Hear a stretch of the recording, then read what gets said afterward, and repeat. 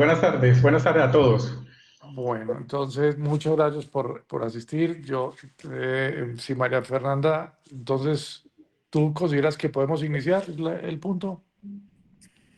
Bueno, entonces a todas las personas que asisten a este semillero, muchas gracias por asistir. Es para mí un gusto tener aquí en compañía al doctor Javier Hidárraga, profesor de la Universidad del Norte, una persona quien hizo el doctorado conmigo, trabaja de una manera muy rigurosa el tema de los deslizamientos submarinos. Hemos realizado una serie de trabajos académicos que seguramente él va a hacer referencia y que están muy bien referenciados en literatura. Eh, yo les diría que esta es una conferencia que, si bien impacta sobre temas vinculados a ciencias del mar, más allá de eso abre una expectativa sobre estos temas dentro de los temas que ustedes tratan dentro del semillero. Entonces, sin más, es un placer darle la palabra a nuestro querido amigo Javier. Veo aquí unas personas muy reconocidas, muy queridas de parte nuestra. Frank Audemar, hola Frank, buenas tardes. Me alegra verte, saber que estás bien, y bienvenido también al semillero. Yo no sé si Fran va a participar también, no sé cuál sea la lógica, Javier. Tú nos das información. Listo, no, muchas gracias por esa presentación, Carlos. No, y primero que todo, pues antes de iniciar con la conferencia, muchas gracias al semillero de 50% Mar de la Universidad Nacional por la invitación, digamos, por medio del profesor Carlos Vargas. Y quiero, pues antes de empezar, después de los agradecimientos, decirle lo importante que son estos espacios de difusión de todos los temas de ciencias del mar. Así que, muchachos del semillero, los aplaudo, espero que sigan haciendo este tipo de cosas porque necesitamos difundir mucho más lo que son las ciencias del mar, no solo la geología, que digamos que es lo que en estos momentos o en los próximos 40, 50 minutos les voy a hablar, sino también todo lo que es la oceanografía física, la oceanografía química, la biología, que todo, como lo vamos a ver, está entrelazado, ¿cierto? Todo es un sistema completo. Y en Colombia tenemos grandes necesidades y todavía mucho por hacer en la parte marina, particularmente en la geología marina tenemos todavía dos mundos por descubrir, que son el Caribe, nuestro mar Caribe y nuestro Océano Pacífico. O sea, de nuevo, entonces, muchas gracias por la invitación. Entiendo que esta es la última presentación del ciclo, entonces espero llenar las expectativas y podamos cerrar con broche de oro. Y bueno, voy a empezar, voy a compartir pantalla y espero que al final tengamos muchas preguntas y podamos charlar un rato.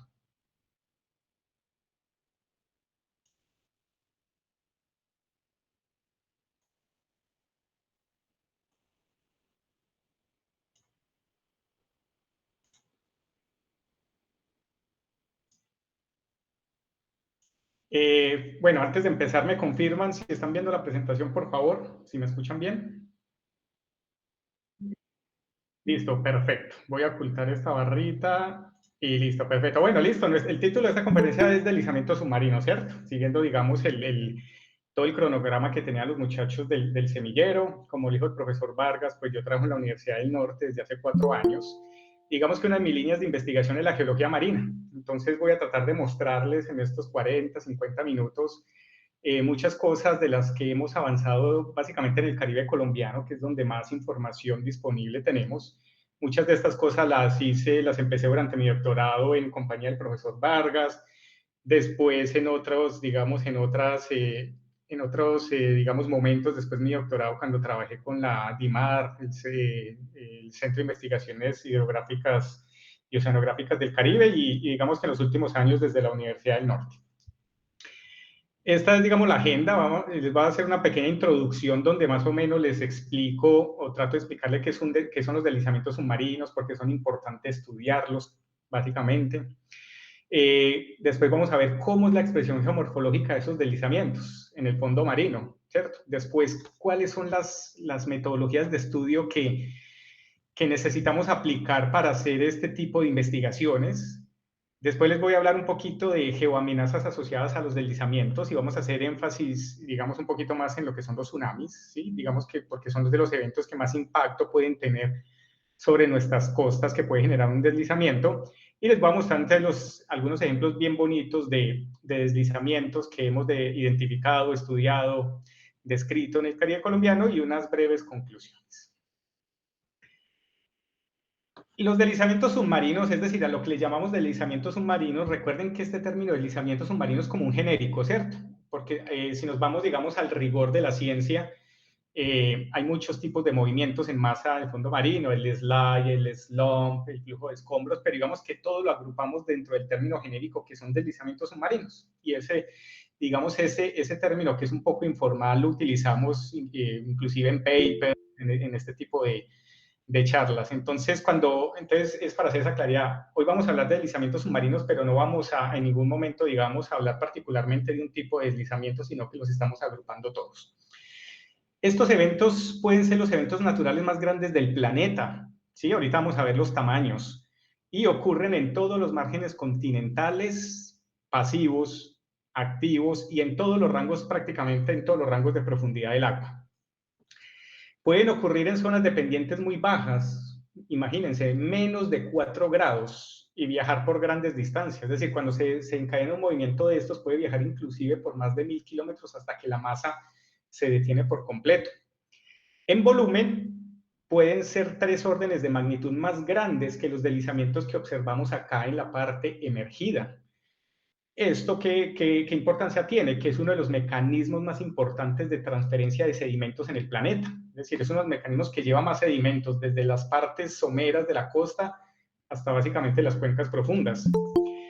Pueden generar o incrementar tsunamis y esto pone un riesgo significante en las comunidades costeras. También pueden dañar la infraestructura del fondo marino. Por ejemplo, todo lo que se pone en el fondo marino para recuperar hidrocarburos o otro tipo de materiales, o los cables de comunicación submarinos, que sabemos la gran importancia que tienen hoy en día porque más o menos llevan el 95% del tráfico mundial de Internet.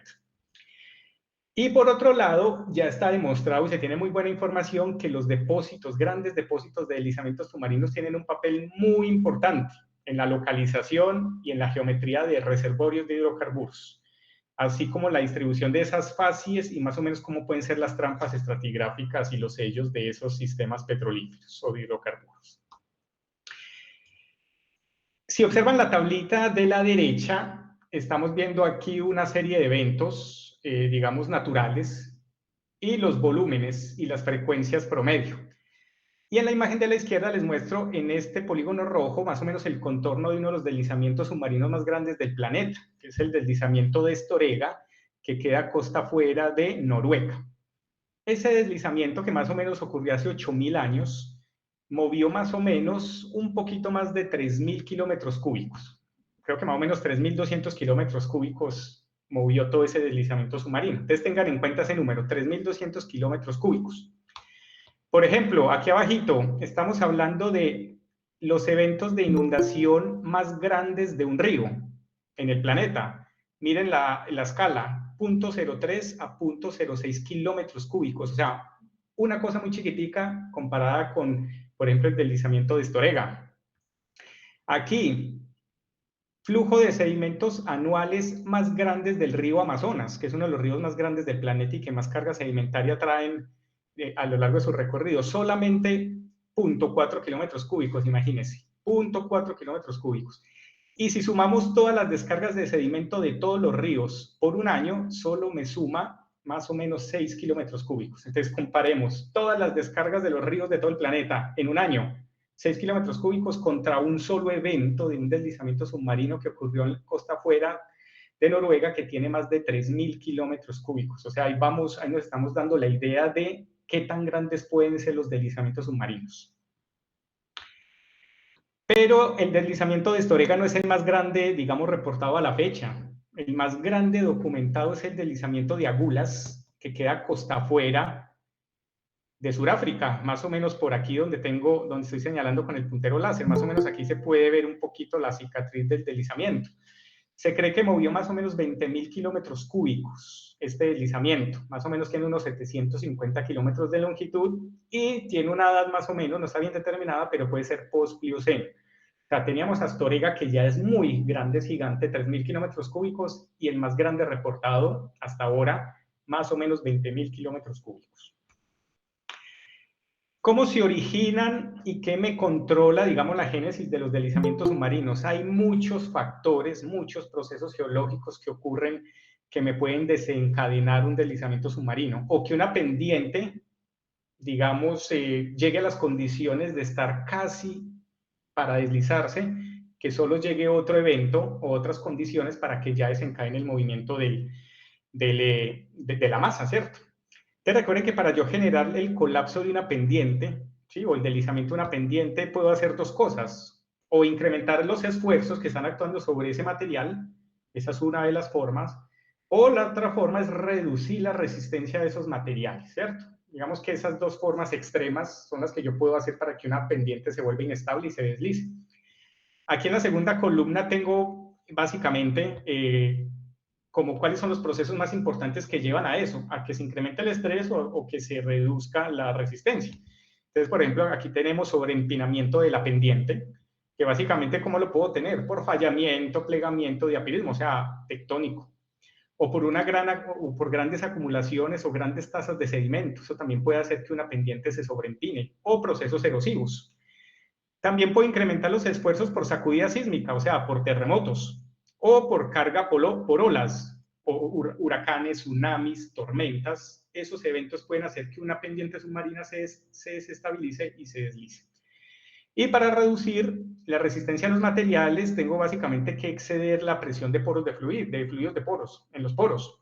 Y aquí puedo hacerlo de varias formas: por disociación de hidratos de gas, por el decaimiento de materia orgánica, por movimiento de fluidos, migración de fluidos, escape de fluidos del fondo marino, también por terremotos o por grandes tasas de sedimentación. Entonces, mire que son muchos los factores, los procesos que me pueden desencadenar deslizamientos, y hay veces que yo estudio los deslizamientos, inclusive no puedo llegar a determinar cuál de esos eventos o procesos geológicos realmente fueron los que desencadenaron ese deslizamiento en particular. De hecho, muchas veces puede ser varias de estos procesos, de estos factores, de estas condiciones que convergen en una zona, que finalmente son las que llevan al movimiento.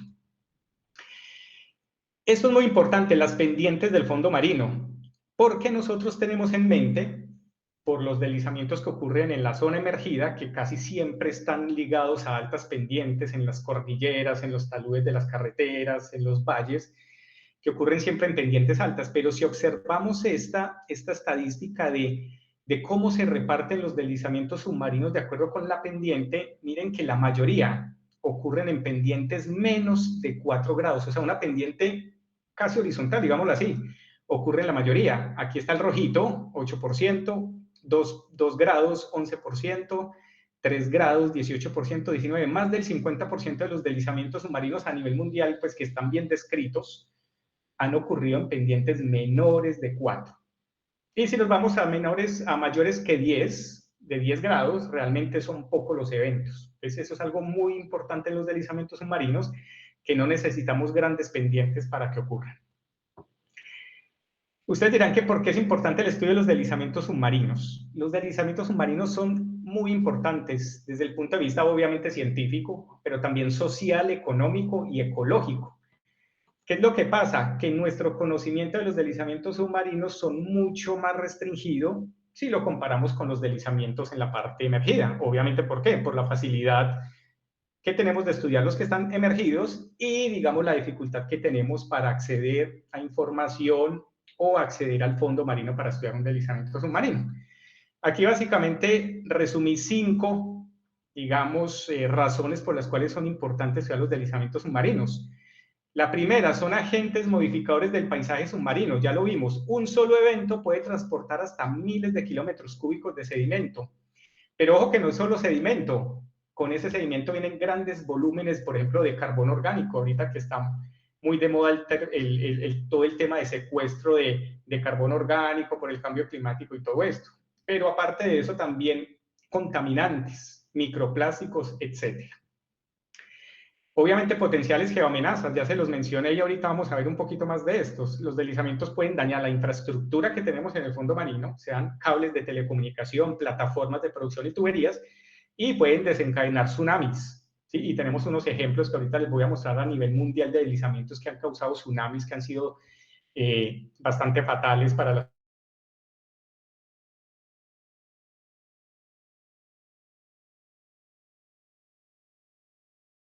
Se los expliqué ahorita, ellos, donde hay grandes depósitos de deslizamientos submarinos, se ha comprobado que pueden ser o grandes o muy buenos sellos de los sistemas petrolíferos, pero también pueden ser reservorios, dependiendo, digamos, de la litología involucrada en el deslizamiento. Es muy importante para la biodiversidad y hábitos marinos. ¿Sí? ¿Por qué? Se han estudiado, por ejemplo, las cicatrices que dejan los deslizamientos y allí se ha encontrado un hotspot de biodiversidad, es decir, a los ciertos bichitos les encantan esas cicatrices de los deslizamientos porque de pronto aflora roca dura por las altas pendientes, etc. Pero a su vez, cuando ocurre un deslizamiento submarino, pues perturba y modifica la ecología que hay en el fondo marino. Entonces eso también es importante estudiar. Y la soberanía del territorio, la localización de deslizamientos submarinos puede influir o es un patrón, una variable muy importante cuando una nación está tratando de trazar o definir cuáles serían sus límites económicos internacionales. ¿Cómo clasificamos los deslizamientos submarinos? Hay muchos esquemas de clasificación de deslizamientos submarinos, no se los voy a mostrar todos porque tampoco es el objetivo de la conferencia. Les voy a mostrar el más clásico. El clásico es clasificar los deslizamientos basado en el tipo de movimiento, ¿sí? El tipo de movimiento que experimenta la masa en el momento que colapsa y en el momento en que se empieza a deslizar pendiente abajo. Y este dibujito que lo tomo de Scarselli 2020 más o menos nos resumen los principales. Aquí en la parte derecha tenemos el momento en que todavía no se ha deslizado la masa y estas capitas amarillas es la masa que se va a deslizar y la parte gris, digamos, es el sustrato que está estable. Entonces, básicamente los principales que tenemos y los que van a encontrar en la mayoría de los artículos, de los libros, son el slide, que básicamente se refiere a que la masa se mueve como un todo y la masa se deforma muy poquito internamente o no se deforma, ¿cierto? No pierde cohesión. Y tenemos el slump, que sí, al contrario del slide, sufre grandes deformaciones internas el material. El material se pliega, hay fallamiento inverso, se empieza a desintegrarse. Si se desintegra mucho más, esos slumps se pueden convertir en flujos de escombros, ¿sí? Donde ya hay una disgregación mucho más grande del material, ya hay un comportamiento reológico diferente, puede ser plástico, con flujo laminar, y en muchos casos estos flujos de escombros, si se empiezan a diluir mucho más, se pueden convertir en corrientes turbidíticas, que digamos ya es un flujo turbulento. Hay otros como los deslizamientos de escombros, el creep o reptación, pero básicamente los más significativos y los más comunes son el slide, el slump, el flujo de escombros y finalmente, aunque esto ya no se considera como un deslizamiento submarino, puede ser un producto final de un deslizamiento submarino, que es una corriente turbidítica. ¿Cómo es la expresión geomorfológica de los deslizamientos submarinos? Digamos que este dibujito, este esquema me gusta mucho, es tomado de Cardona y otros del 2022, donde nos muestra, digamos, idealmente cómo es un deslizamiento submarino, que es muy parecido a lo que sería un deslizamiento, digamos, en la parte emergida. Básicamente, un deslizamiento submarino tiene 3 dominios, que aquí los estamos viendo por colores, azul, gris y rojo. El azul es el dominio de cabecera o el dominio proximal donde la pendiente colapsa y donde empieza a moverse el material pendiente abajo. Aquí el flujo va de derecha a izquierda. Como lo dice aquí en la tablita, ese dominio de cabecera se caracteriza por presentar esfuerzos y deformaciones de tipo extensional, esfuerzos extensionales. O sea, yo podría tener, y lo puedo observar en la sísmica, fallamiento normal en la cabecera del deslizamiento, porque allí es donde el material colapsa y empieza a desplazarse. O sea, hay un estiramiento, si lo podemos decir así, un esfuerzo extensional. Donde se da la mayoría del transporte de la masa deslizada, esa es el dominio traslacional y está dominado obviamente por esfuerzos de cizalla, ¿cierto?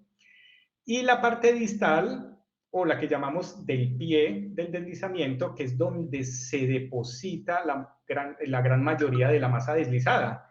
Y aquí obviamente vamos a tener esfuerzos compresionales, por lo cual muchas veces yo lo puedo observar en la sísmica o inclusive en la batimetría, que se pueden presentar plegamientos y fallamientos inversos. ¿Por qué? Porque el material literalmente se está apiñando, ¿sí? A medida que va parando, y toda esa deformación se va viendo en pliegues y en fallamientos inversos.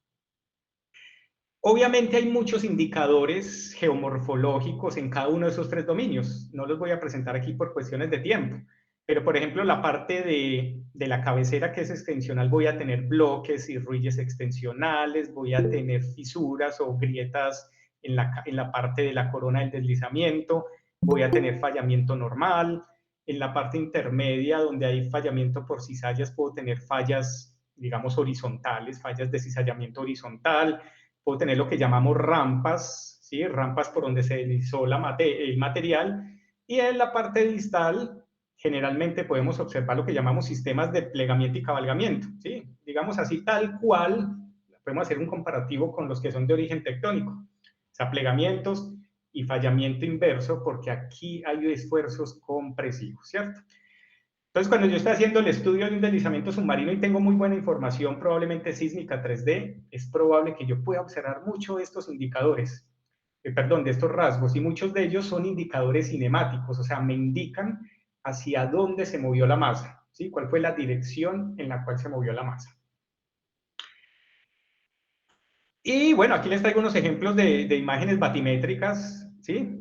Donde podemos observar muchas de estas cositas que están acá. Por ejemplo, el modelo digital de la derecha, ¿sí? Que es unos deslizamientos muy conocidos y muy estudiados, que son los deslizamientos gemelos, ¿sí? Allá en offshore Italia, Sicilia, donde son dos deslizamientos, y podemos observar claramente que aquí está la cicatriz, ¿sí? Aquí es donde esperamos toda la deformación extensional.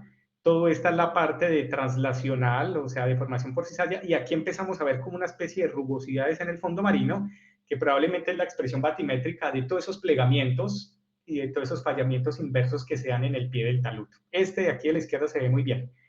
Este se caracteriza un poquito más por ver muchos bloques, muchos de estos bloques que empiezan a viajar pendiente abajo hasta donde la energía del deslizamiento pueda, digamos, permita que se transporten esos bloques. Y como les digo, en la sísmica se observa claramente, ¿no? Aquí tenemos un ejemplo de Cardona y otros, donde con una sísmica más o menos podemos determinar que esta es la zona de cabecera con fallamiento normal, esta es la zona translacional, y esta es la zona del pie de deslizamiento, donde se ven muy bien los cabalgamientos, los plegamientos y toda esa deformación de tipo compresional. Bueno, métodos de estudio. ¿Cómo estudio yo los deslizamientos submarinos? Entonces, yo tengo algo que le llamo como el paquete básico para estudiar un deslizamiento submarino, o digamos un estudio en geología marina, ¿cierto? Que es tener batimetría, que es tener sísmica y es tener muestras del fondo marino. Entonces, básicamente la herramienta más utilizada actualmente es la batimetría multihaz, ¿cierto? La batimetría que me permite obtener imágenes del fondo marino de muy alta resolución, ¿cierto? Y como es multihaz, me permite hacer un barrido completo del fondo marino. Entonces el barco va haciendo sus recorridos y al final va a obtener un barrido completo del fondo marino a una muy buena resolución. ¿De qué depende la resolución? Muchas veces, obviamente, del tipo de equipo que utilice, pero también de la profundidad del agua, ¿cierto? De la profundidad de agua que tenga. ¿Y la batimetría qué me está mostrando? ¿O para qué básicamente yo utilizo la batimetría? Para describir la geomorfología del fondo marino, ¿sí? Y si estoy estudiando deslizamientos o una zona donde hay deslizamientos como en esta zona, básicamente esa batimetría o esas imágenes del fondo marino me permiten describir la configuración, entre comillas, final de un deslizamiento. ¿Y por qué lo pongo entre comillas final? Porque probablemente esa masa, eventualmente esa masa en un futuro puede empezar a moverse otra vez, ¿cierto? Pero, como les digo, la batimetría, cuando voy a estudiar deslizamientos submarinos, digamos que necesito un mínimo de resolución, ¿cierto? Una resolución que sea lo suficientemente buena, ¿sí? Para que yo pueda hacer una buena descripción de todas las evidencias del deslizamiento submarino en el fondo marino. Aquí les estoy mostrando el modelo GIPCO de 2014. Recuerden que el GIPCO es, digamos, la entidad que publica estos modelos topobatimétricos que son libres para descargarlo, ¿cierto? Este del 2014 tiene una resolución más o menos de 925 metros.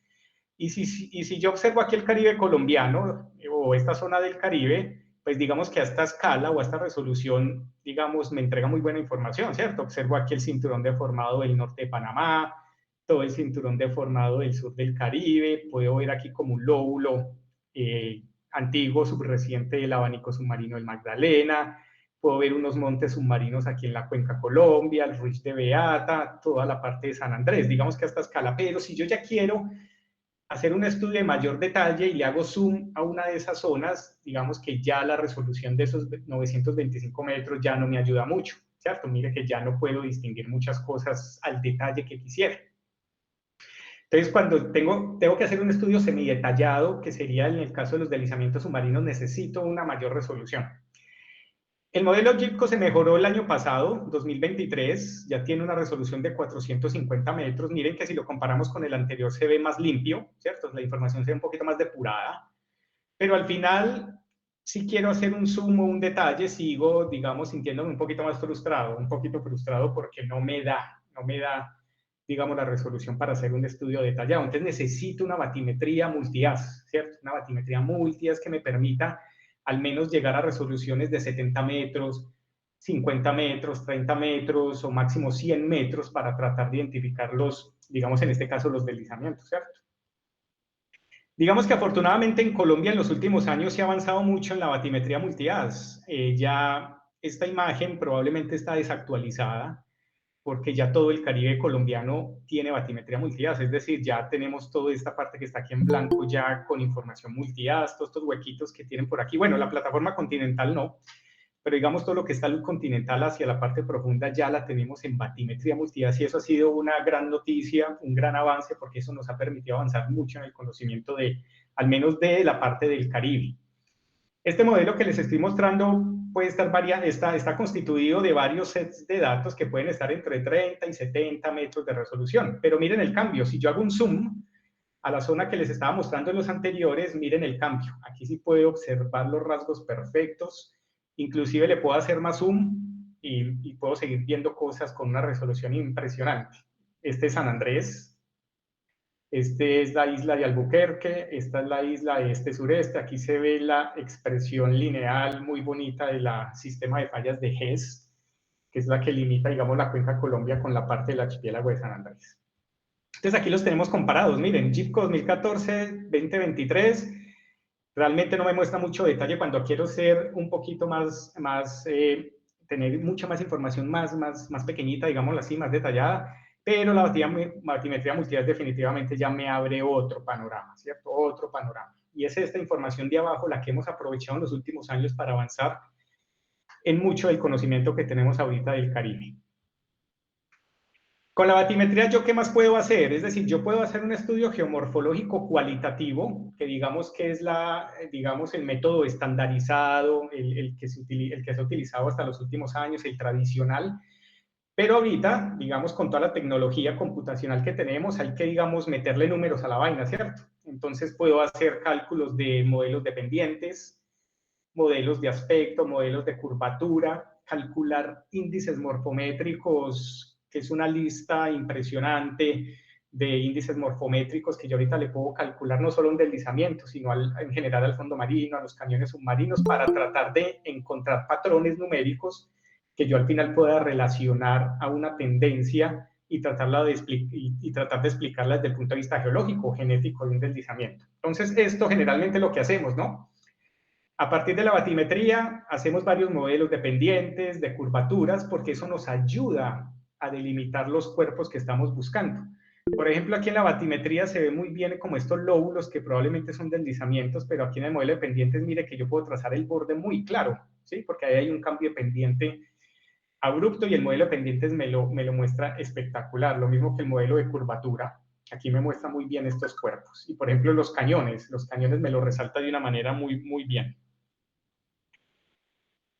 El segundo tipo de información que necesito es la sísmica, ¿no? la sísmica, porque no solo me basta con ver el fondo marino actual, sino que necesito ver la estructura interna, o sea, la arquitectura interna por debajo del fondo marino, porque esa es la que me va a permitir, amarrado con lo que estoy viendo en superficie, de hacer un análisis mucho más detallado e inclusive llegar hasta clasificar qué tipo de deslizamiento es, mapearlo, calcular áreas, inclusive volúmenes involucrados en los deslizamientos.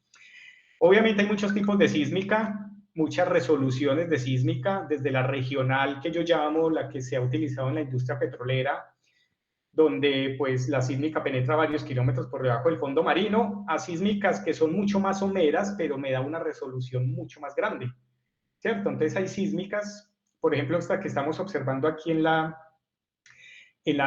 animación de la derecha, que es lo que conocemos como perfilador de subsuelo. El perfilador de subsuelo lo que hace es que penetra los primeros metros por debajo del fondo marino, 60 metros, 70 metros, dependiendo de la litología, pero me muestra la información, o sea, los reflectores, a una resolución de centímetros o inclusive menor. O sea, ahí puedo tener unos detalles que, por ejemplo, no voy a observar en una sísmica mucho más regional. Entonces, básicamente eso es lo que yo utilizo, ¿no? Utilizamos sísmica para describir cómo es el comportamiento de los depósitos, cómo es la respuesta sísmica. Y ya hay unas fases sísmicas que ya están bien definidas, que son típicas de depósitos de deslizamientos submarinos. Así como las hay para hemipelágicos, para corrientes turbidíticas, también hay unas fases sísmicas que ya son muy bien estudiadas y que son la respuesta acústica típica de un deslizamiento submarino.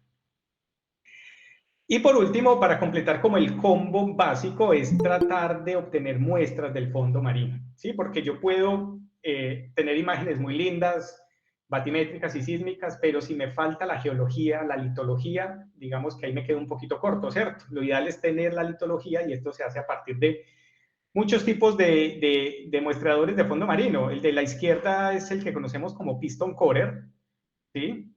Y el de la derecha, Gravity Corer. Sí, básicamente, ¿cuál es la diferencia? Miren que este tiene otro dispositivo aquí, que es el mensajero. Este es el primero que toca el fondo y cuando este toca el fondo, activa el nucleador y permite que caiga y mediante un pistón hace que tome la muestra. Este sí baja directamente por peso, se introduce o penetra los primeros metros del fondo marino y saca la muestra. Y al final estos núcleos son los que los describimos, ¿no?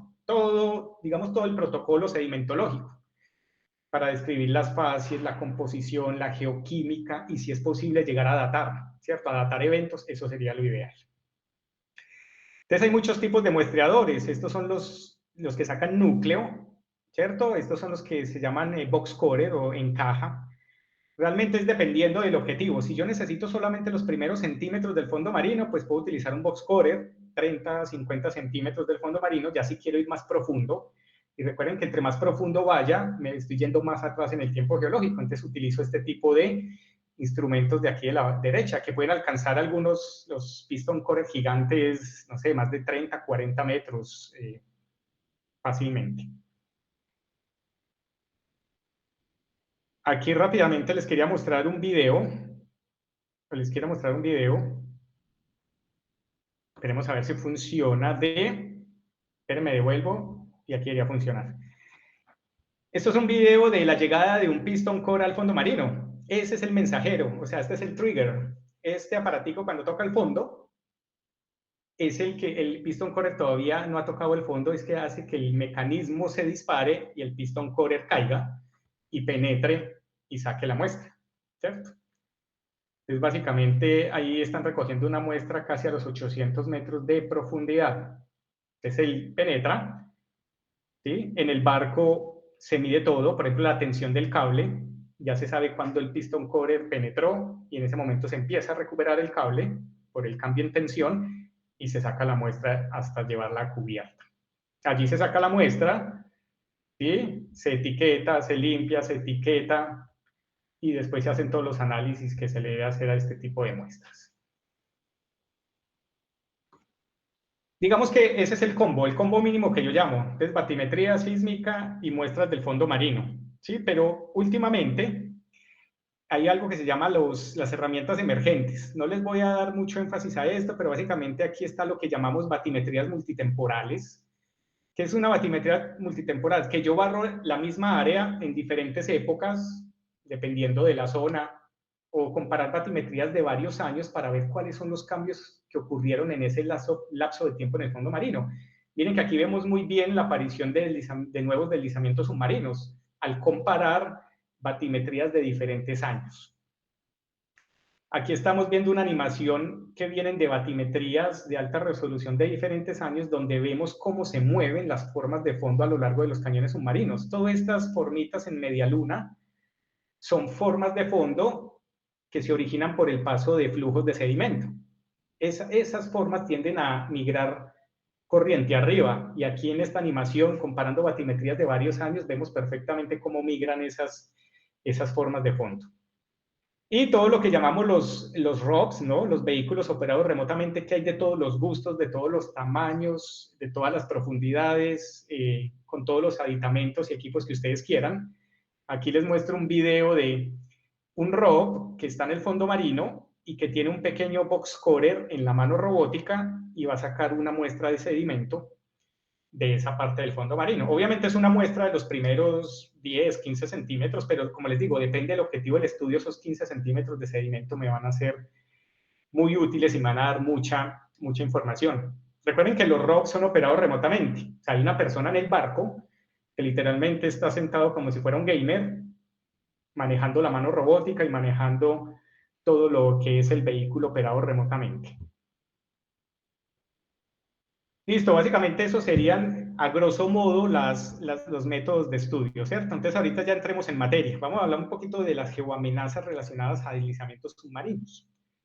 En esta tablita de la izquierda, básicamente se resumen los principales, digamos, los principales procesos que pueden ser potenciales geoamenazas que están relacionados a deslizamientos submarinos, ¿cierto?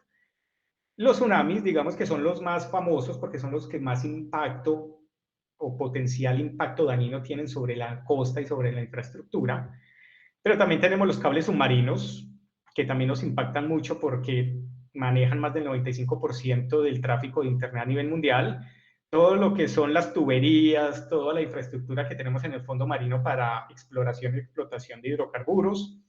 Y algo que se llama la retrogresión, que en este caso no vamos a hablar mucho, pero la retrogresión es que el deslizamiento submarino empieza a avanzar pendiente arriba, así tal cual como los vemos en la parte subaérea. O sea, su cabecera cada vez va a estar más cerca de la costa.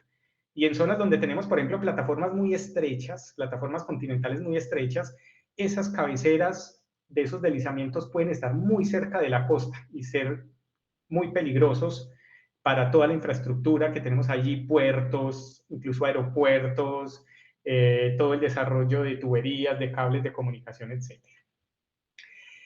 Bueno, para llamar la atención de los cables, ¿no? Aquí en Colombia, en el Caribe colombiano, tenemos muchos cables submarinos, ¿sí? Que básicamente la mayoría son de telecomunicación y que eventualmente, o no tan raramente, sufren rupturas o daños, y muchas de esas rupturas están relacionadas, ya está comprobado, que está relacionado al paso de flujos de sedimento en el fondo marino. Hay flujos de sedimento que tienen la capacidad de erosionar el fondo marino y a su paso pueden erosionar, dañar o causarle alguna perturbación a estos cables. Hablemos un poquito de los tsunamis. Digamos que los tsunamis vamos a hablar un poquito más. Si vemos este diagrama, del total de 1.426 eventos de tsunami que hay registrados o se tiene información, desde más o menos 1610 a.C. hasta el año pasado, 69 de ellos, o sea, más o menos el 4.8%, han sido desencadenados, o se tiene certeza que han sido desencadenados por deslizamientos submarinos. Obviamente, el principal mecanismo de generación de tsunamis son los terremotos, ¿no? Más o menos el 78%. Pero mire que más o menos el 5%, o sea, de la información que se tiene, son de deslizamientos. Pero mire que la palabra deslizamiento aparece en otros. Volcán más deslizamiento, o sea, un evento volcánico más un deslizamiento.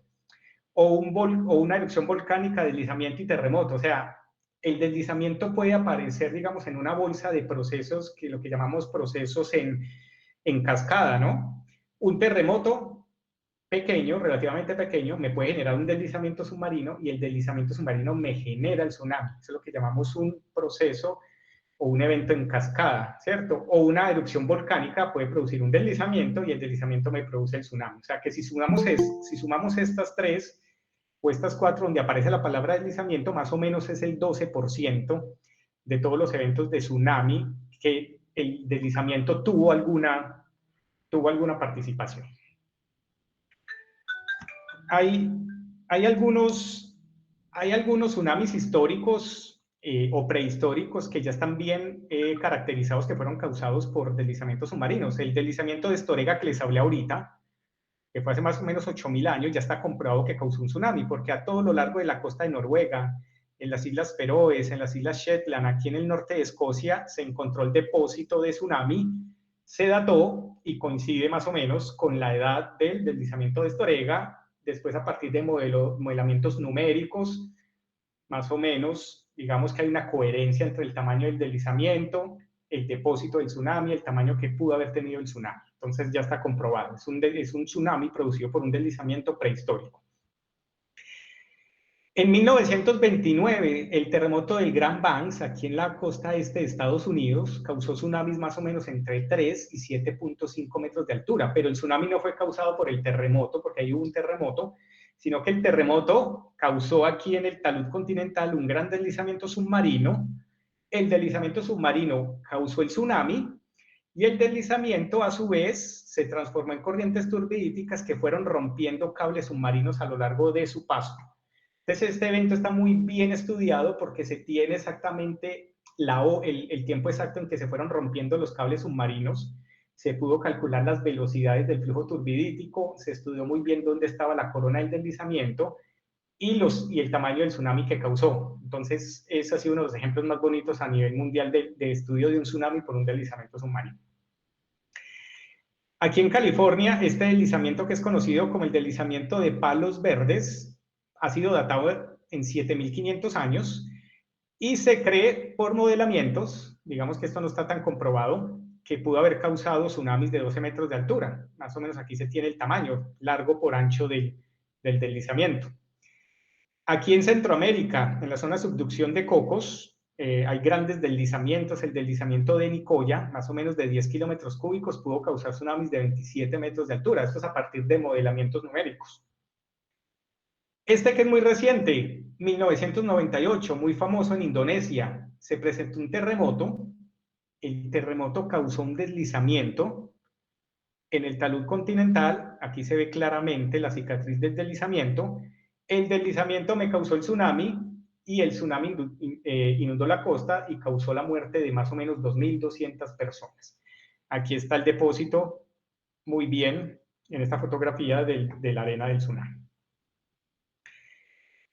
¿Cómo un deslizamiento genera un tsunami? Pues digamos que el mecanismo no es tan complejo, ¿cierto? Aquí está la masa que se va a deslizar en el talud continental. Cuando la masa se empieza a deslizar, aquí en la parte trasera del deslizamiento hay una presión momentánea que hace que el agua se empuje hacia abajo y ahí es donde causa la perturbación en la vertical de la masa de agua. A medida que la masa de agua va viajando, obviamente ella también va ejerciendo un empuje hacia adelante. Entonces esa combinación de como esa succión en el momento en que arranca la masa, más el movimiento de la masa hacia el frente, causa la perturbación que me causa las olas de tsunami. Pero no todos los deslizamientos me causan tsunami, ¿cierto? Obviamente va a depender de muchas cosas, pero básicamente depende del volumen, de la profundidad de agua, de la forma del deslizamiento, pero esto es muy importante. La aceleración inicial. ¿Por qué? Porque ustedes pueden tener un deslizamiento gigante, pero el deslizamiento cuando empezó a moverse se movió muy lento, o sea, con una aceleración muy lenta probablemente no cause un tsunami. Si tenemos un deslizamiento que es mucho más pequeño, pero digámoslo hablando coloquialmente arrancó con toda, esa aceleración es muy grande y me va a causar una perturbación mucho más notoria o mucho más fuerte, o realmente me va a causar una perturbación en la masa de agua. ¿Y las alturas de las olas de qué dependen? En la costa, de la distancia de propagación y obviamente de la batimetría local, ¿cierto? Algunos datos interesantes o que hay que tener en cuenta en los tsunamis que son relacionados a deslizamientos. Bueno, ya vimos que comprobado más o menos el 5% son relacionados a deslizamientos submarinos, ¿cierto? Los tsunamis.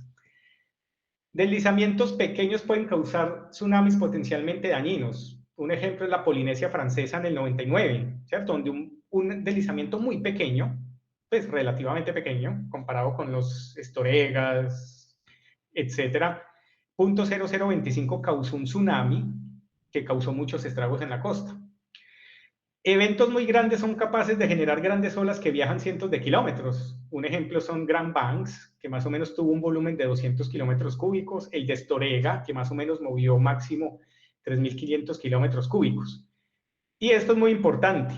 Incluso terremotos moderados o pequeños pueden inducir tsunamis peligrosos, por lo que les digo, el efecto en cascada. O sea, un terremoto pequeño o relativamente pequeño causa que la pendiente se deslice y es ese deslizamiento el que me causa el tsunami, ¿cierto? Entonces, eso es uno, digamos, de las partes más peligrosas de los deslizamientos.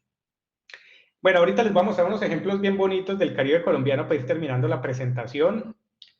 Entonces, digamos que nuestro Caribe colombiano es muy especial porque tiene ciertas características geológicas que lo hacen que sean muy propensos a que se presenten deslizamientos submarinos, ¿cierto? Tenemos ríos con alta carga de sedimentos, el Magdalena, el Sinú, el Atrato, el Ranchería, etc. Tenemos mucha acumulación y movimientos de fluidos en el suelo, no solo gases, sino también el diapirismo y volcanismo de lodo. Tenemos una tectónica activa, obviamente, con una sismicidad importante. Y tenemos edificios volcánicos en el archipiélago de San Andrés, ¿no? Así ya estén inactivos, pero tenemos edificios volcánicos que los edificios volcánicos también son muy propensos por su génesis a que colapsen en algún momento de su historia. Entonces tenemos toda, digamos, un collage, una mezcla de características que hacen que en el Caribe colombiano se puedan presentar muchos deslizamientos submarinos y efectivamente les voy a mostrar ejemplos de algunos. Entonces nos vamos a mover en estas zonitas. Vamos a ir primero al Cañón de la Aguja, después a frente a Barranquilla, frente al cañón, el Golfo del Sinú, y por último algunos ejemplos del archipiélago de San Andrés y Providencia.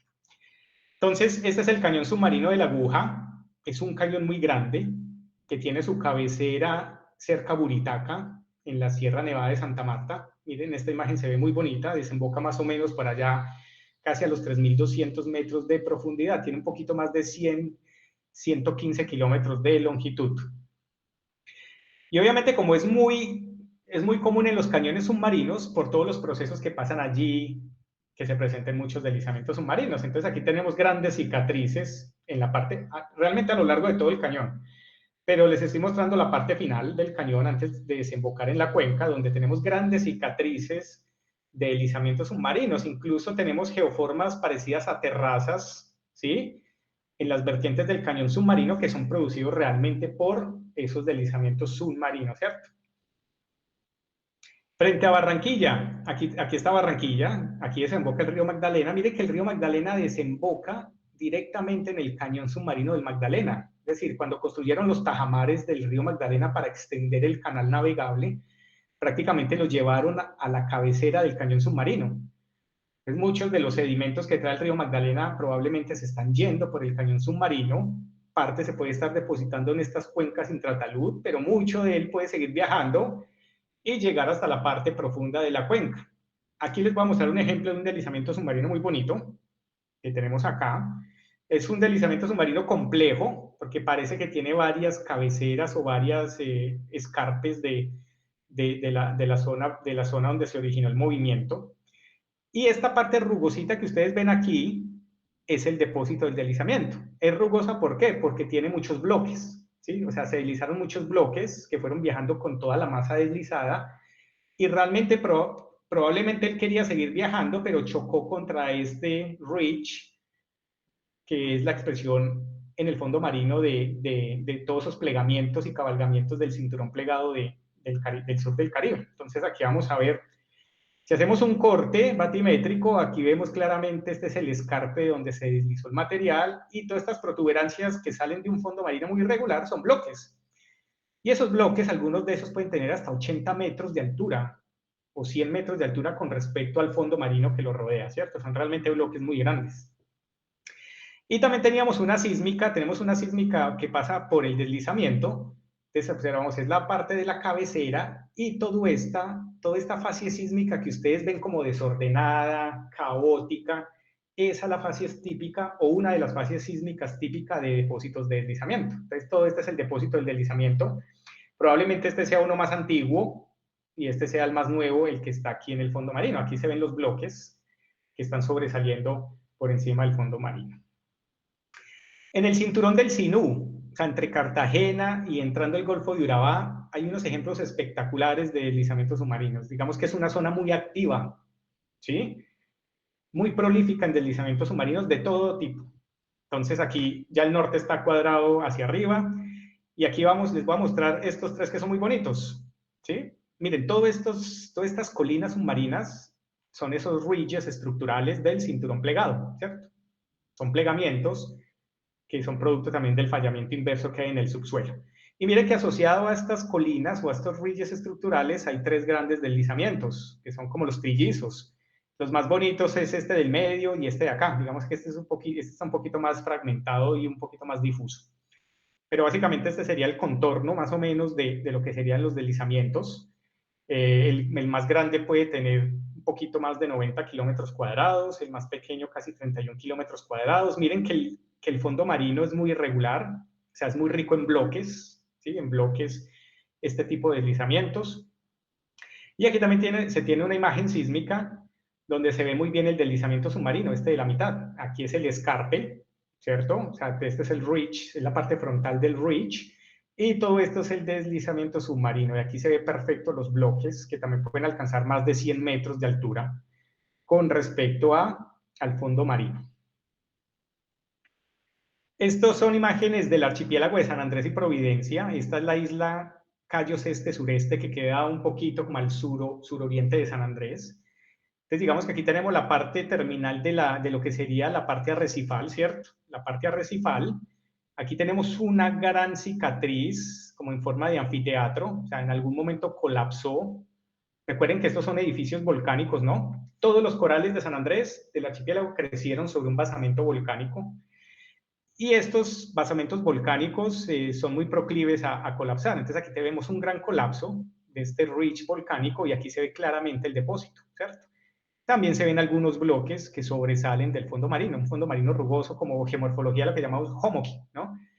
Como ondulosa por bloques. Aquí a la derecha, a la izquierda es el modelo batimétrico y a la derecha es el modelo de pendientes. Mire que el modelo de pendientes me permite observar muy bien los bloques, ¿no? Algunos de los bloques.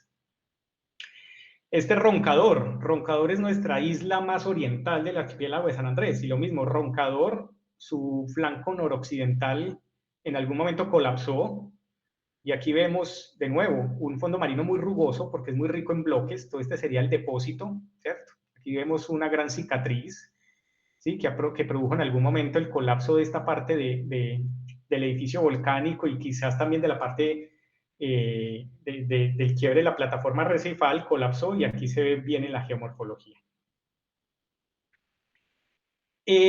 También se han encontrado evidencias ya en el registro estratigráfico de grandes deslizamientos submarinos, deslizamientos gigantes. Este es un artículo, estas son imágenes de un artículo de Leslie y Mann del 2016, donde ellos a partir de sísmica regional determinaron tres grandes deslizamientos. Ellos los llaman los MTD, los Mass Transport Deposits, ¿cierto? Depósitos de transporte en masa. Y más o menos hicieron un cálculo de las áreas y los volúmenes. Entonces, el más grande de ellos, que es el de Santa Marta, que es el contorno del gris pálido que está acá, más o menos tiene un área de 34.700 kilómetros cuadrados, según lo que dice Leslie Mann, y este sería el volumen. El de Cartagena, el más pequeño, y el de Barranquilla en la mitad, pero son eventos realmente grandes, bien grandes. Y más o menos sus edades proponen que sea entre el más viejo puede ser Plioceno, y el más nuevo puede estar entre el Pleistoceno temprano y el Pleistoceno medio. Miren que aquí en la sísmica se ven claramente el de Barranquilla en esta línea sísmica, y el más nuevo de ellos, el más reciente, sería el de Santa Marta, que es el más grande. Aquí observamos el de Cartagena.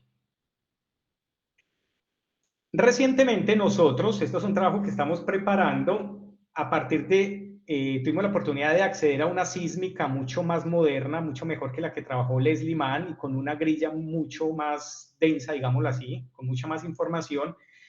y nos dimos el trabajo a tratar, a mapear el contorno del deslizamiento de Santa Marta. Y este más o menos sería el contorno del deslizamiento de Santa Marta, este que tienen aquí cartografiado Leslie y Mann, ¿cierto? Este sería a partir de la sísmica que tenemos.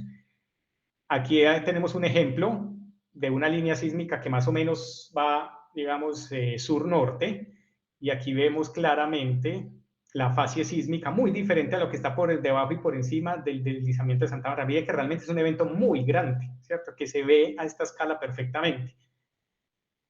Aquí hacemos un zoom para mostrarle. Es una fase sísmica relativamente desordenada, con reflectores muy interrumpidos. En otras imágenes se ven claramente los cabalgamientos, los plegamientos, se pueden diferenciar bloques transportados. Realmente es un ejemplo bien bonito que esperamos muy pronto ya tener la publicación lista para presentar una caracterización bien bonita de este deslizamiento. Entonces, más o menos este nuevo trabajo nos permitió que el área aproximada real, digamos, la más real de este deslizamiento son 56.000 kilómetros cuadrados y no 34.000 como lo habían indicado Leslie Mann en el 2016. Obviamente nosotros tenemos mucha más información que ellos. Entonces aquí les pongo la imagen de Leslie Mann. Miren que el de Santa Marta es este, ¿no? El del amarillo, digamos, menos fuerte. Y les pongo encima a la misma escala lo que sería el contorno real de Santa Marta. Es casi el doble de lo que se había reportado anteriormente. Realmente es un deslizamiento muy grande, prácticamente cubre la mitad de la Cuenca Colombia, que son 56.000, más o menos 56 kilómetros cuadrados, y en promedio, así calculado muy rápidamente, en promedio este deslizamiento puede tener entre 100 y 120 metros de espesor, ¿cierto? Máximo, ¿sí? En las partes máximas. El 19 de julio del 2017 se presentó un evento en el Caribe colombiano de un oleaje anómalo, y es conocido como, coloquialmente, como el mini tsunami o el micro tsunami de Santa Marta.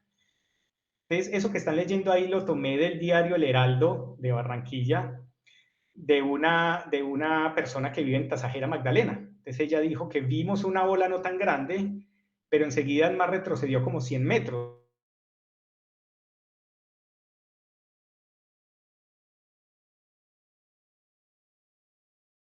Nos corrimos, pero el agua nos alcanzó, se metió a nuestras casas, y realmente ese evento de ese oleaje anómalo causó inundación en las costas de Tasajera, de Pueblo Viejo, cerca a Ciénaga. ¿Por qué? Porque esas zonas son muy vulnerables, muchas de esas casitas incluso están por debajo del nivel del mar.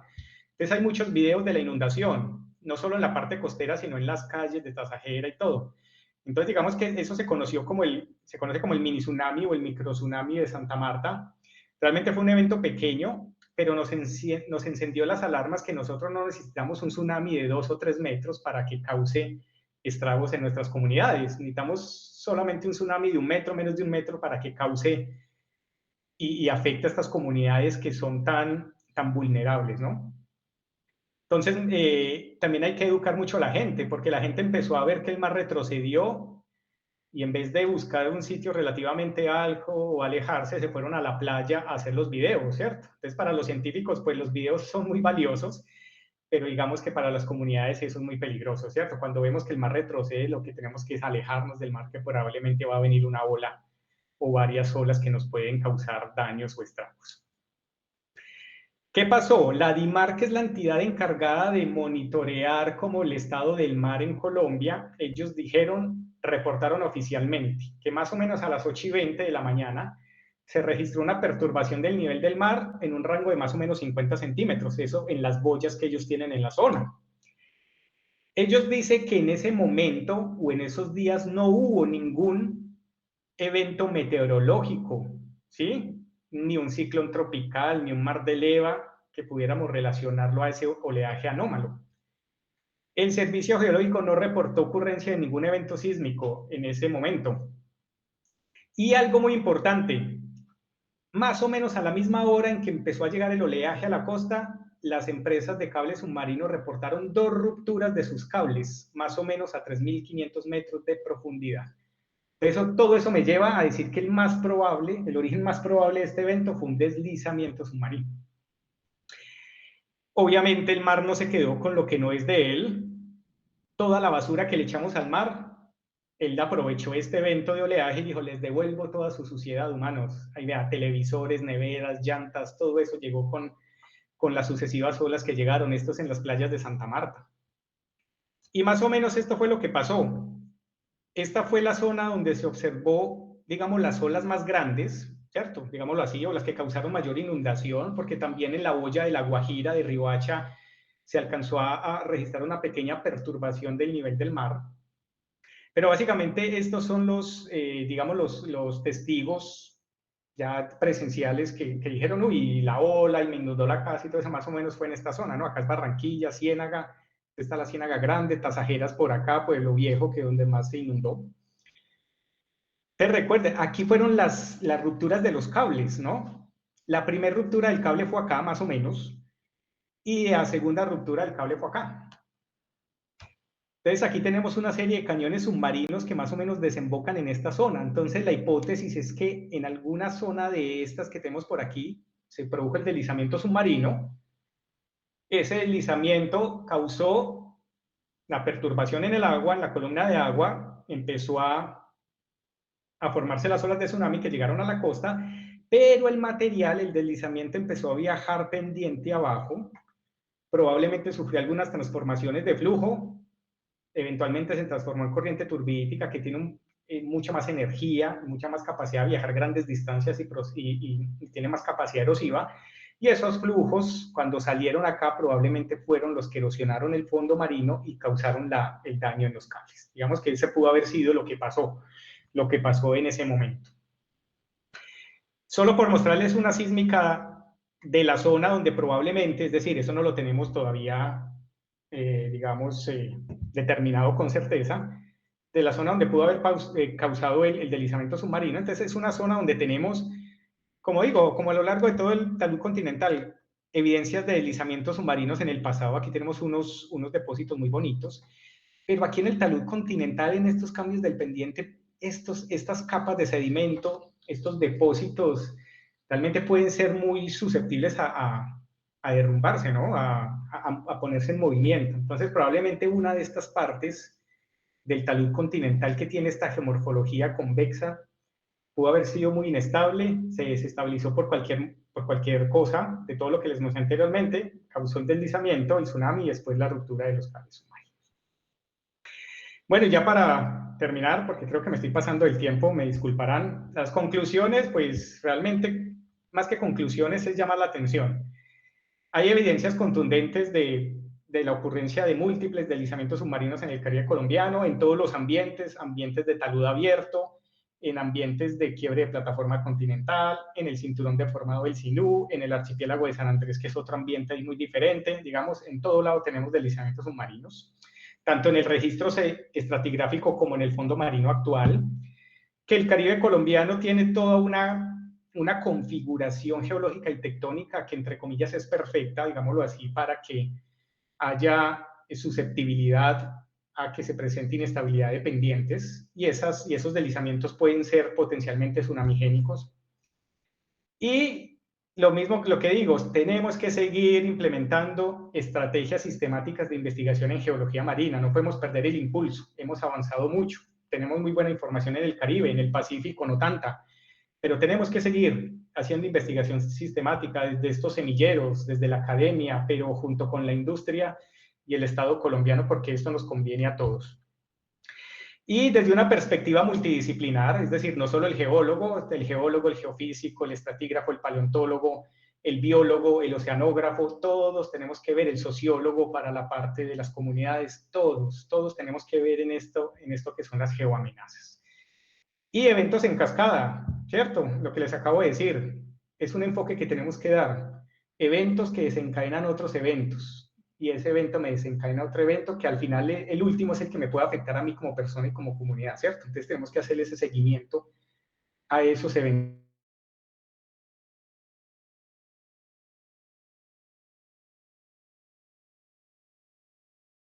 Pueden contactar cuando ustedes quieran, las personas que les interese este tema, la geología marina, la oceanografía. En Uninorte tenemos líneas muy fuertes de investigación en esto, tenemos una maestría en ciencias de la tierra, donde los que les interese pueden trabajar estos temas. También tenemos un doctorado en ciencias del mar, donde abordamos no solo estos temas, sino oceanografía, la parte legal, y en las ciencias de la tierra, no solo geología marina, tectónica, ciencias planetarias, oceanografía, mejor dicho, el que le interese, allí está la información, me pueden contactar y de nuevo muchas gracias. Espero responderles sus dudas, preguntas y comentarios.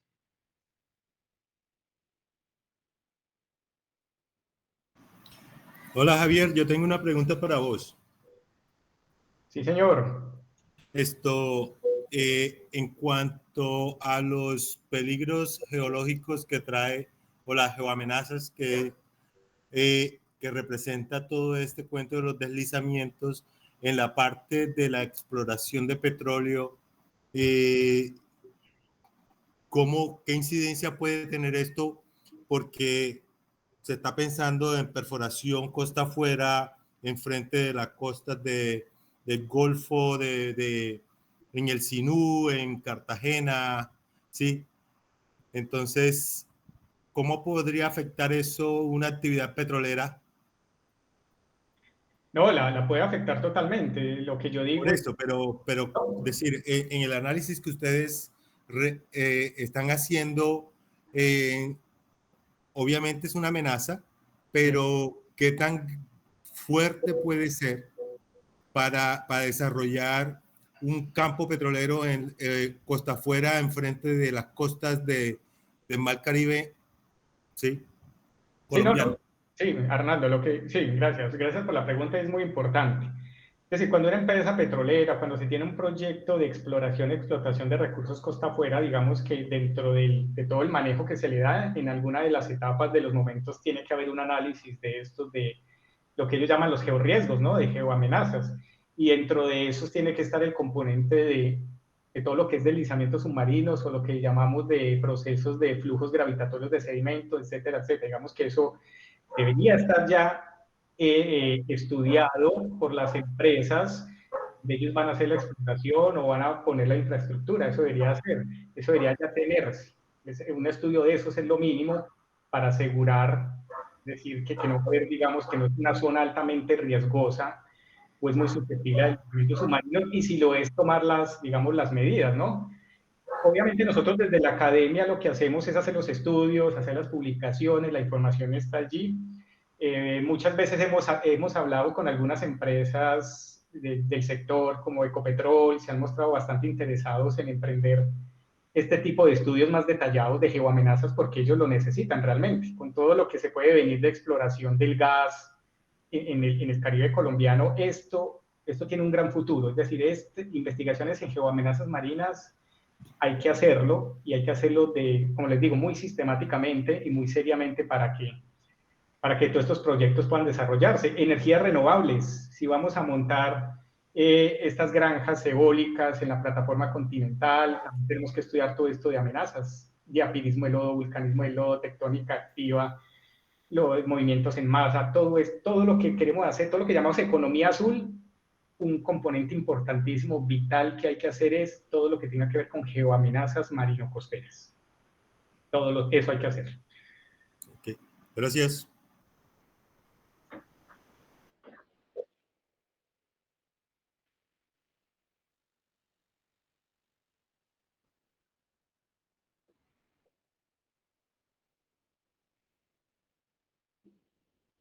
Claro, claro que sí, claro que sí.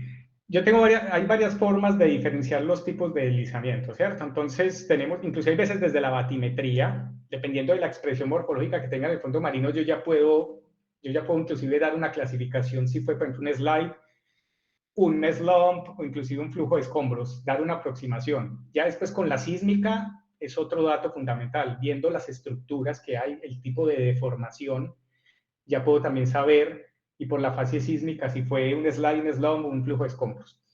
Y obviamente si saco muestras del fondo marino, tengo que tener una coherencia de lo que yo estoy pensando a partir de la geofísica, ya lo compruebo es con la muestra del fondo, y a partir de estructuras sedimentarias típicas de lo que es un slump donde va a haber deformación, voy a tener microcabalgamientos, si podemos decir, microplegamiento, estructuras de escape de agua, es decir, todo lo que pueda ser deformación sin sedimentaria tiene que estar allí si lo estoy relacionando, por ejemplo, con un slump. Si ya es un flujo de escombros, puedo tener otro tipo de estructuras, y si es un slide, otro tipo de estructuras. Entonces, si, digamos, si tengo la información suficiente, sí puedo llegar a clasificar el deslizamiento desde el punto de vista morfológico, reológico y sedimentológico.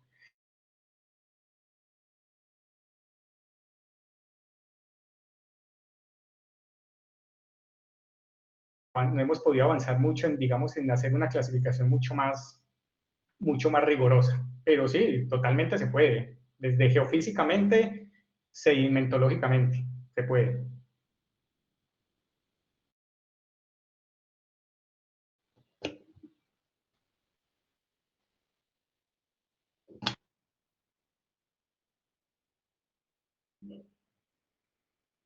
Bueno, la batimetría multihaz, digamos que, por ejemplo, ese modelo de batimetría multihaz que yo le presenté, mucha de esa, Mario, les voy a contar brevemente la historia de esa batimetría.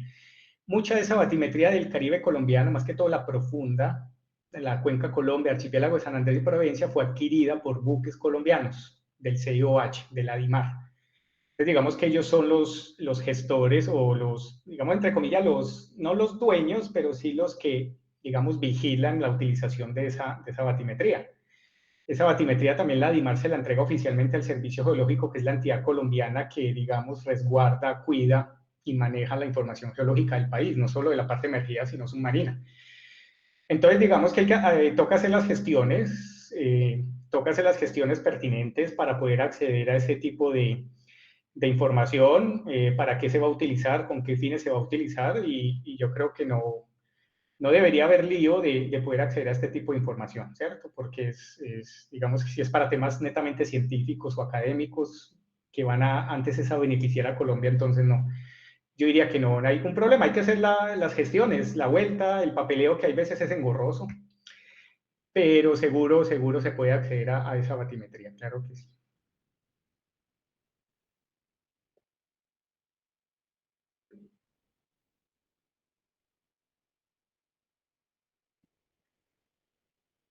Pues toda la del mundo, a Juan Fernando, que me escriba. Es decir, hay miles de papers de índices morfométricos, por ejemplo, en cañones submarinos, en deslizamientos. Es decir, la lista es innumerable, desde simples perfiles longitudinales de los cañones hasta, es decir, me podría quedar aquí, es decir, mucho. Si él quiere que me escriba, y yo le puedo compartir mucha información de morfometría en ambientes submarinos que es extensísima, es muy extensa.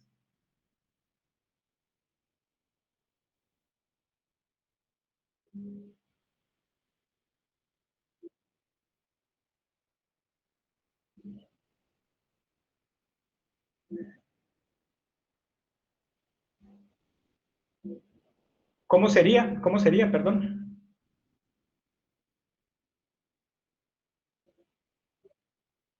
Bueno, evidentemente hemos avanzado mucho más en el Caribe, ¿cierto? Por muchas circunstancias se ha avanzado mucho más en el Caribe, es decir, hay mucha más información batimétrica, por ejemplo, les decía que todo el Caribe ya está iluminado con batimetría multihaz, hay mucha sísmica por el interés petrolero, bueno, etcétera. En el Pacífico, en los últimos años, el CIOH ya empezó las labores de adquisición de la batimetría multihaz, o sea, y se ha avanzado, no sabría decir cuánto, pero se espera que muy prontamente también tengamos el Pacífico al menos, digamos, totalmente barrido con batimetría multihaz. Digamos que es lo mínimo que necesitamos para empezar a hacer estudios, ¿cierto? Estudios, digamos, más detallados digamos, de todo lo que son geoamenazas.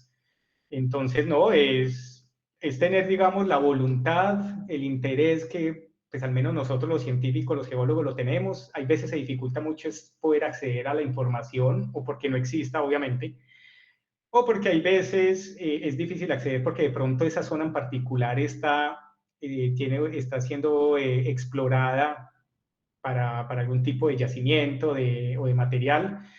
Esas veces es difícil, pero lo que sí es seguro es que en el Pacífico tenemos que empezar muy pronto a hacer este tipo de estudios. Por allí el profesor Vargas hace años hizo una publicación de deslizamientos submarinos ahí en la zona de Tumaco, donde se identificaron algunas evidencias de deslizamientos. Ahí está, es un paper que está por allí. También un poquito al norte, él también publicó recientemente por allí un poquito al norte Vallasolano, también algo de deslizamientos. Creo que no hay mucho más. Entonces tenemos que darnos esa tarea. Somos conscientes de que hay que hacerlo. Hay que hacerlo. Ya hemos formulado algunos proyectos también para poder empezar a trabajar esto en el Pacífico, porque el Pacífico, los tsunamis del Pacífico siempre lo recordamos es por los sismos, ¿cierto? Los grandes sismos de subducción, listo, perfecto. Pero también hay que meter en la ecuación de todo esto que hacemos de análisis de tsunamis en el Pacífico, hay que meter en la ecuación los deslizamientos submarinos, porque allí están, se pueden presentar y pueden ser tsunamigénicos, ¿cierto? Y también pueden afectar las comunidades, seguramente. Entonces estamos en esas, empezar a trabajar muy prontamente en el Pacífico.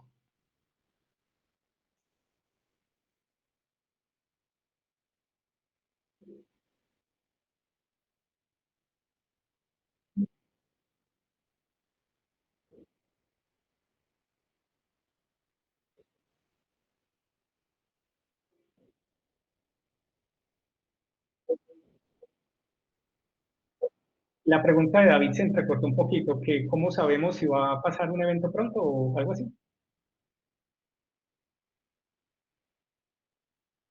Listo, y eso va muy ligado a tu pregunta, o sea, voy a responderla creo que a los dos.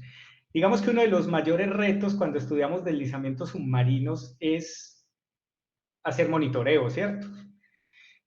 Porque digamos que puede ser, o la mayoría de las veces, son eventos silenciosos, realmente son silenciosos. O sea, en estos momentos puede estar ocurriendo un deslizamiento submarino aquí frente de mi casa, acá en Barranquilla, y obviamente yo no me doy cuenta. Ese deslizamiento puede producir un tsunami y el tsunami llega a las costas sin ningún previo aviso, a diferencia de los que son generados por terremotos, que el mismo terremoto es la alerta temprana del tsunami, ¿cierto? Digamos que ese es uno de los retos de los deslizamientos submarinos, ¿cierto? De saber cuándo está ocurriendo en tiempo real un deslizamiento. Digamos que a nivel, y es muy complejo, realmente es súper complejo porque trabajar en ambientes submarinos tiene un reto adicional, ¿cierto? Que es lo difícil que es acceder a ese tipo de ambientes. Entonces, a nivel mundial, digamos que eso es lo que se está trabajando ahorita, cómo hacer monitoreo en tiempo real de todos estos procesos de flujos de sedimento y de transporte en masa y grandes deslizamientos que puedan causar tsunamis o daño a la infraestructura. Y uno de los que se están trabajando últimamente es utilizar los mismos cables de telecomunicación que cruzan los océanos para que sean los que nos dan la alarma en tiempo real de que puede estar ocurriendo un evento de estos. Eso es una de las líneas de investigación que se está haciendo. Hay unos proyectos pioneros de costa afuera de Portugal, donde ocurrió el gran terremoto de Lisboa y el gran tsunami de Lisboa.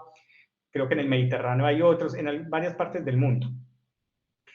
Pero digamos que lo primero que deberíamos hacer, al menos en Colombia, antes de empezar a pensar en un monitoreo en tiempo real, que realmente es difícil y súper costoso, digámoslo así, sí lo que tenemos que avanzar es un poquito en determinar las áreas que pueden ser más susceptibles a que se presente un deslizamiento. Es decir, en general, ya hemos dado como un paneo general al Caribe, digámoslo así, y ya tenemos como unas zonas donde hemos visto evidencias de que se han presentado muchos deslizamientos. Ya es dar el próximo paso de empezar a hacer una especie de mapeo de susceptibilidades. Y para eso yo también necesito otra cosa que no hemos hecho en Colombia, o al menos de pronto las empresas petroleras ya lo han hecho, pero digamos la academia no es muy difícil para nosotros por los costos, que es hacer geotecnia submarina, ¿cierto? Es hacer análisis ya geotécnicos, es decir, mediante la sísmica ya más o menos yo puedo determinar, uy, esta zona puede ser susceptible, puede tener todas las condiciones geológicas para que sea inestable. Ya lo que toca hacer es hacer la geotecnia, hacer mediciones de parámetros geotécnicos para realmente conocer, digamos, y caracterizar esos parámetros que me miden la estabilidad. La estabilidad, digamos, de ese talud, como se hace en las partes energías. Eso no lo hemos hecho. Eso no lo hemos hecho. Eso sí es muy importante, tener una cartografía que me muestre las zonas donde puede ser más susceptible y a partir de eso ya empezar a hacer los pasos subsiguientes, ¿no? Los pasos subsiguientes que empezar también a educar la comunidad, las comunidades que viven allí, ¿cierto? Lo que pasó en Santa Marta, lo de los videos que les mostraba, si usted está en la costa y ve que el mar retrocede, eso es una alarma. Ese puede ser la alerta temprana del tsunami silencioso. Si usted ve que la costa del mar está retrocediendo, corra, ¿cierto? Váyase, pero no a traer el celular para hacer el video, sino que vaya y protéjase porque puede ser la alarma de la llegada de un tsunami. Entonces, nosotros vamos un poquito más atrás, digamos, a lo que van los países más desarrollados, obviamente. Pero ya estamos haciendo también el gran esfuerzo de hacer alianzas para avanzar un poquito más en esto. Entonces, hacer geotecnia submarina, hacer modelamientos numéricos, ¿cierto? Que esos también son muy importantes. Si yo ya tengo una zona que sé que puede ser muy susceptible porque la tengo muy bien estudiada con geotecnia y todo, ya puedo más o menos tener idea de qué masa, de qué tamaño se puede deslizar. Yo ya puedo asumir otras cosas, hacer modelamientos numéricos y mirar cómo sería el tsunami que me puede producir si esa masa se desliza y preparar la costa. Finalmente, ¿qué es lo que tenemos que hacer? Es preparar las comunidades para un evento de estos, que estén preparados y conozcas digamos, los riesgos a los que están. Entonces, básicamente es eso. No sé si les quedó un poquito clara la respuesta. Es difícil el monitoreo en tiempo real, muy difícil, apenas está avanzando a nivel mundial, en tiempo real.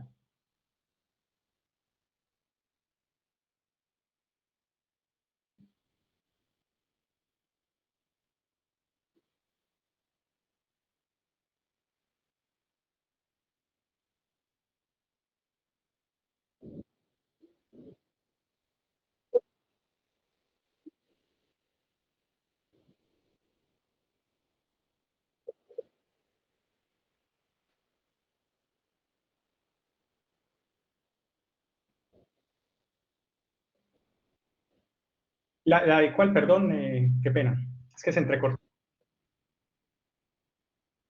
Ah, qué pasó en esa época? En esa época que se presentó ese evento, ese evento que llaman el mini tsunami, que realmente un tsunami no es mini ni es nada, un tsunami es un tsunami, así sea de 30 centímetros, de 20 metros, es un tsunami.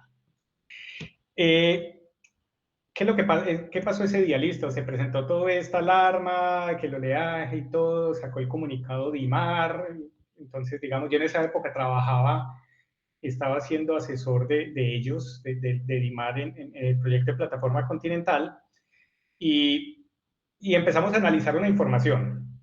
Es decir, DIMAR sí movió el barco, sacó uno de los barcos a hacer un barrido en la zona donde probablemente pudo haberse deslizado la masa.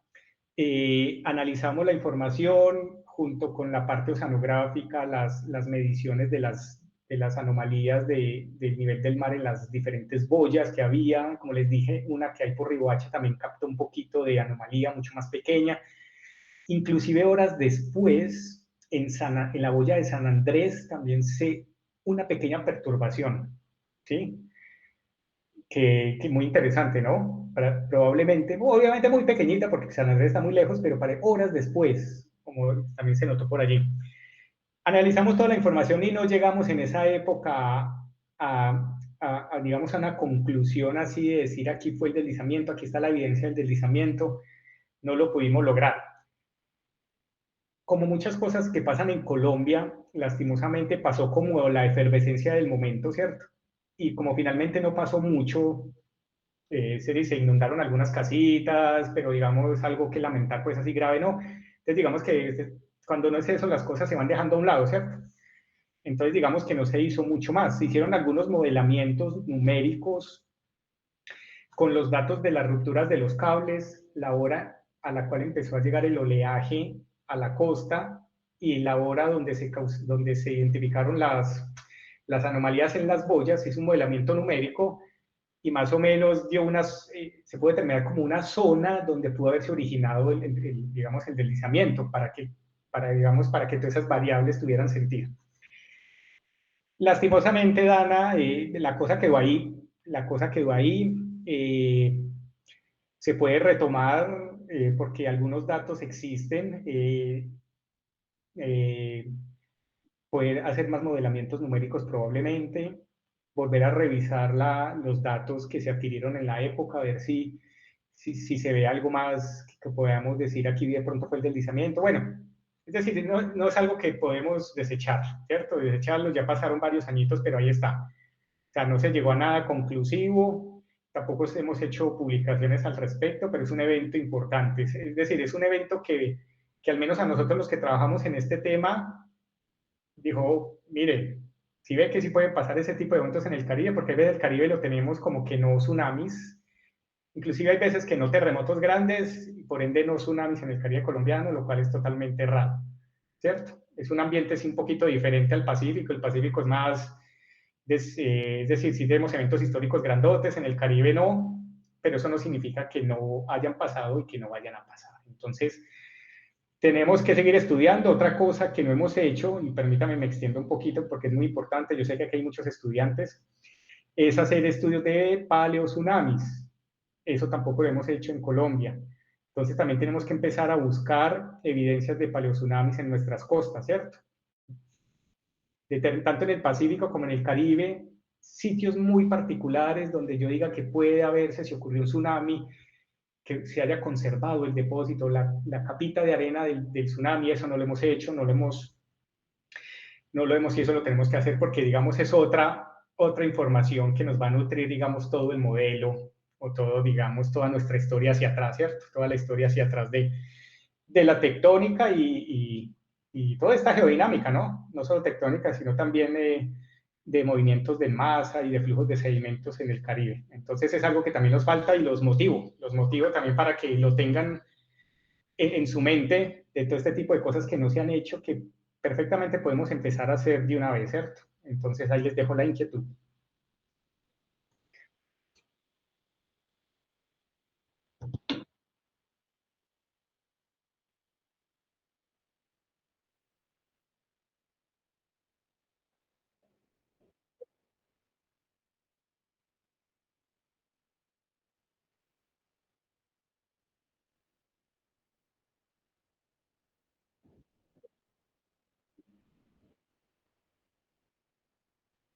Muchas gracias. Gracias por la asistencia. Chao. Muchas gracias. Gracias.